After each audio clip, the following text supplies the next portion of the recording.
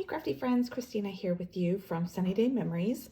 Today we are going to be doing another project with the Close to My Heart stamp of the month for December, the Christmas snow globes. And since this is my final project for this month, I am going to go ahead and do a shaker card like I had mentioned, that I feel like this stamp set just lends itself perfectly to creating shaker cards. And so that's exactly what I've done here. So I'm going to go ahead and walk you through creating this card. Okay, so we're not going to need very many supplies. It's not very tricky. There's not a lot of technique to it other than creating the actual shaker portion here. I'm going to show you a couple of tricks in here and hopefully you'll learn a new trick or two, but otherwise it should go together fairly quickly. So let me move this out of the way here. So I am starting with our card bases, our white value pack card base and envelopes. I feel like these are always great to start with because they're a great weight. Not too heavy, not too lightweight, but it's great for when you're layering on it so it doesn't become too bulky, and it's already scored for you. So we're just gonna go ahead and fold that in half. And then we're going to start with the 3 stripes here that I've got in the background. And so you could just go ahead and glue those on, but my trick for that is I always cut a piece of white daisy cardstock the size of what I want to layer those strips onto. That way I know that I'm getting it straight and it's easier for me to go ahead and add to the card. So the white daisy piece that I am working with here is actually 5 1/4 inches long here by 3 inches wide. And then each of these strips are 1 inch wide. And I'm using the light side of our Periwinkle, so you can see if I kind of put them next to each other here, tone on tone. You can, or I'm sorry, not tone on tone. It's got 2 tone to our cardstock, so you can see that the true color is the darker shade, and then you've got the lighter shade. So we're going to use the lighter shade for this card today. We're also using the Snowflake pattern that's from our Winter Gnomes paper collection. And then we're using the light shade of, or light side rather, sorry, of the Sapphire. So again, if I kind of put them next to each other, you can kind of see how the darker shade is that true Sapphire, and then we're using that lighter side. And I can't remember if I did tell you the length of these is 5 1/4, just like that white daisy, and then they're 1 inch wide. So the first thing we're gonna do is we're gonna go ahead and just glue down that snowflake pattern. We're not gonna do anything with that other than glue that down. So let me get my adhesive. And it's got this really pretty plaid on the back side, so you could use the plaid too if you wanted, but because we were doing a little snow globe, I thought that the snowflake paper was just perfect for this. And so I'm just gonna go flush up to the top and the sides, just like that. And then I'm gonna go ahead and then adhere the light side of that Sapphire. If you wanted to do the darker side, you could do that, but I'm gonna choose to use the darker true Sapphire later when we're doing the bigger focal point of the card. So both of those will get shown. And then you'll notice it's very subtle, but I've done some embossing here with our snowflake embossing folder with the light side of the Periwinkle. So I'm gonna go ahead and run that through my die cutting machine, an embossing machine real quick, and I'll be right back. Okay, so the nice thing about doing a smaller strip is then you can position it inside the embossing folder how you want. So that way I was able to get snowflakes all around the edges and kind of choose and pick where I wanted that to be, which is kind of fun. And so then we've got the nice embossing here. So I wanted to show off our white core and kind of give it a little bit more visual appeal. So if you look closely at my card here, you can kind of see how it does have that white core showing through. All I did was I just took, you can take a sandpaper or an emery or nail file and just kind of sand along the edges there. And because the center part is all going to be blocked, you don't have to worry about doing that. You can do it if you want. You just really need to do the ones on the edges here. So those ones will show through. And you could also kind of do the edge of the cardstock as well to kind of get that to be a little bit white from that core. And then I'm just going to go ahead and I'm going to adhere this down to that last little bit of that white daisy piece. And then all we'll have to do is put that onto the card because that will be complete. But see, by having this, this little like cheat of the white daisy behind it, it just gives you an easier way to put it down all as one and know that everything's straight. And that way you can have that nice border of the white on the top and the 2 sides of your card. And if you wanted to, as I'm looking at this, I do have a little extra cardstock here on the edges. I could trim that off if I wanted to, so if that bothered you, you could certainly do that. I'm gonna just leave it as it is. I don't think that anyone's eyes will really pick up on that on the card, since there's all the layering. Okay, so now we've got the background done for that. So then what we're going to do is we are going to go ahead and start creating the focal point. So for that, I've taken, like I said, the true color of the Sapphire, and this piece is a 4 1/2 inch long by 3 1/4 wide. And then because I did stamp in the intense black in order to use my alcohol markers, I wanted to bring a little bit more of that black in, so I took a piece of black cardstock just slightly larger than the white daisy that we're gonna have the stamping on. So the black here, let's see if I wrote down, I didn't write down the dimensions for it. It is 4 1/8 long by 2 7/8 long here, or wide, sorry. And so then this white daisy piece here is a, should be just 1/8 of an inch more. So yeah, so it's 4 inches long by 2 3/4. So you just have 1/8 of an inch difference between those two pieces here. And so I'm gonna go ahead and I'm gonna stamp on my white daisy piece first. So I'm going to bring in the stamp here, and I'm gonna get the foam from that stamp set just so that I can get a nice crisp image. So I'm gonna put this foam right beneath here, and I'm also gonna get a scratch piece of paper because as you'll notice on my card here, I did stamp off the edges on both sides here, so you want something to kind of catch that extra ink. And I'm using our Mink ink pad. I'm just gonna go ahead and ink that up. And then I'm gonna start by stamping the one on the right here, making sure I've got a good amount of ink on there. And I'm kind of centering it and then going off the right edge, giving it just a second so that ink can soak into the cardstock. Again, re-inking it. And then I'm going to move it over so I can do the left edge. Again, kind of centering it from top to bottom and kind of going off the edge. Giving it a second here for the ink to really absorb into that cardstock. And then you notice you have that center part there where we're going to actually put the shaker element there. So we can go ahead and put that away.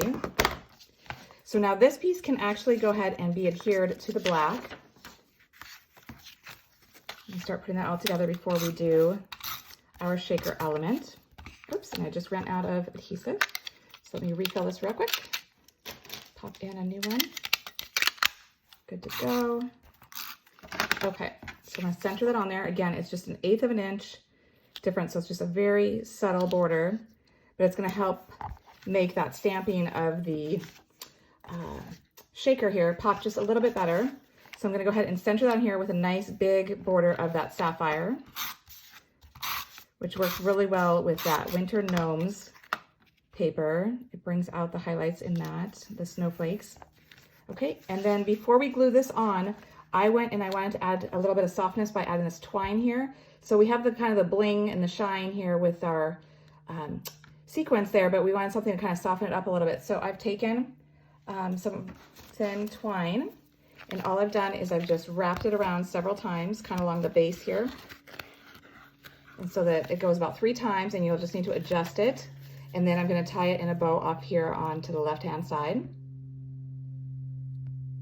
Okay, so I finished and I tied that into a bow, and I've also put some strong adhesive on the back of here, just because it is going to go on that raised edge of the embossing, and I wanted to hold good because it's going to have a little bit thicker element with that shaker snow globe on it. So I would advise just using something a little bit stronger for this portion, just so that everything stays adhered down. And then, whoops, I'm gonna go ahead and layer it on here so that it overlaps each of these 3 panels, but then also down onto that white daisy of the card base. And then you can kind of play with your bow a little bit if you want it a little bit bigger or smaller, just kind of play with that. You can trim the ends or whatever, just making sure you'll have room for your snow globe then to go in the center there. So then what I've done is I've gone ahead and I've stamped and die cut the 2 snow globes that I'm going to be using. And one of them, I'm going to go ahead and I'm going to cut a circle out of the center, so that way we can create that shaker element. And I did initially, just so that you're aware, I started with a bigger circle that does actually fit the entire theme of the snow globe, so it'd be really nice. But then I felt like it'd be very tricky, kind of persnickety to have to get that foam tape in that really skinny thing. So I went with a smaller circle. I did a 1.5 inch circle. So that it isn't quite as close to the edge of that snow globe, but it works fine. And so you're gonna go ahead and place that on there, centering it, and I'm gonna take a little piece of washi tape, or you can use some of our masking tape, whatever you have close and on hand. And you're just gonna go ahead and center that on there, so that way you can cut out that center portion and leave that border to have your foam tape again. So I'm just gonna go ahead and stick those 2 together like that, and I'm gonna run it through my machine and be right back. Okay, so I've gone ahead and die cut this, and also for the sake of time, I did my coloring off screen here, so that way it's all done. So I'm just removing that washi tape and the die. So you can save the little cutout of the tree for later for another project if you want to, or you can just toss it. But now you have this opening to create the shaker.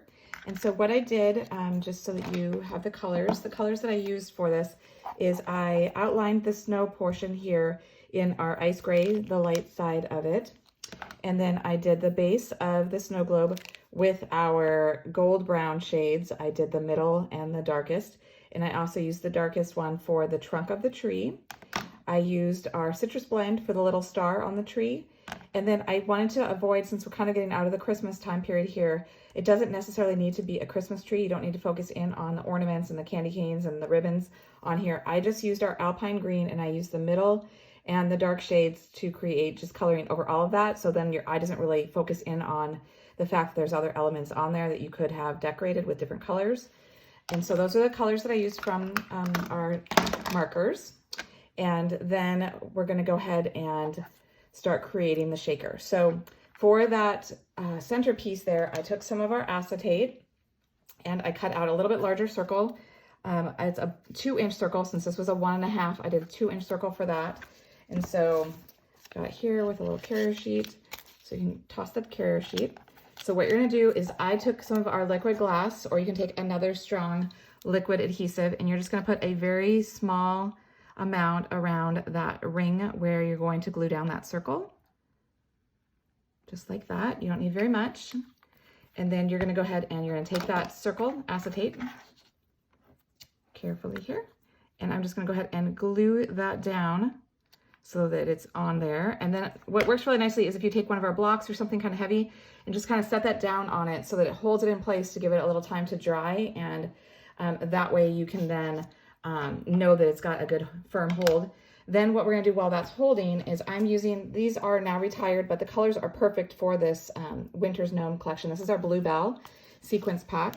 And so what I'm gonna do, and this is what I generally do when I do shaker cards, is I like to put a couple of dots of liquid glass inside the shaker. So I'm just choosing like 3 of the little snowflakes in here, and I'm putting a little dot of the liquid glass, so that way it'll hold those sequins.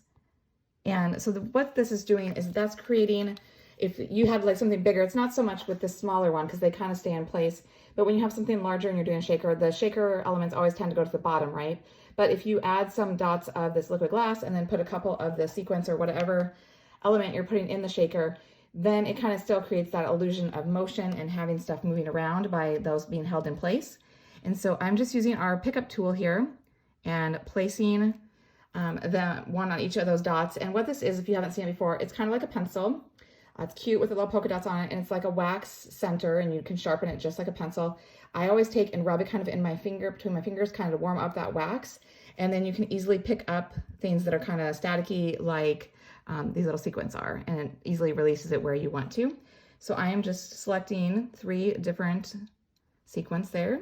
And then what I'm gonna do is I'm gonna pinch a good assortment here in the center.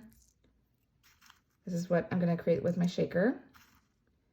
And then we're gonna go ahead and create the outer portion of our shaker. So I'm just putting this all in the center here and hoping that they don't like move. I'll close up my container. And then I'm gonna come back and show you how to create the foam portion of the shaker. Okay, so I have used our 3D foam tape. It comes with 2 different widths. You can see there's a skinnier version and a thicker version. I'm using the skinnier version here. And what I've done is I've cut little chunks to go around that border that we've created on the other side of that snow globe. And so the one thing I'm going to note as I flip this over, I can see, so you might get some that kind of go along the edge here and pop out and show, and you don't want that to show. You can easily just go in with your non-stick scissors and just cut that off, and it smooths it right out. And because they're non-stick, that won't stick to your scissors. And so I'm going to do the final piece here just so you can see. So you're going to want to kind of squish them together. So you're wanting it to really butt up against each other. So there's no space for whatever you're going to put inside your shaker to fall out. And so you'll see that each of them is very close to one another. And then I put an extra strip here at the base to give that height to the base, as well as the portion here that's going to have the shaker element. Okay, so now I'm just going to go ahead and remove the back of all of these, and then I'm going to adhere it right on top of my shaker element with the sequence there. Okay, so I have the backings off all of these pieces here, as well as that piece there along the base. So like I said, we're just gonna go ahead and line it up with the other snow globe so that the edges all match up. So we're sealing that closed, and then we've created a fun little shaker element here. So just like I did previously, I'm going to use some strong adhesive on the back of here. I'm going to use my score tape just to make sure that it will hold to the card really nice and easy. And so I'm going to put some strips of this across the back. Do 3 strips, I think. And then I'll remove those backings and put it on my card. And then we'll have a completed card. So hopefully this was something that is new for you to create a little custom shaker element, or maybe you got a little tip or trick out of this. But in any event, it's a really fun idea with these Christmas snow globes. And like I said, it doesn't have to be Christmas. Like, I did not color in those little Christmas elements on the tree. And I didn't put any sentiment on it, so it could kind of be for an everyday kind of winter scene that you could send to a friend or a relative. So I hope you've enjoyed it, and until next time, stay crafty.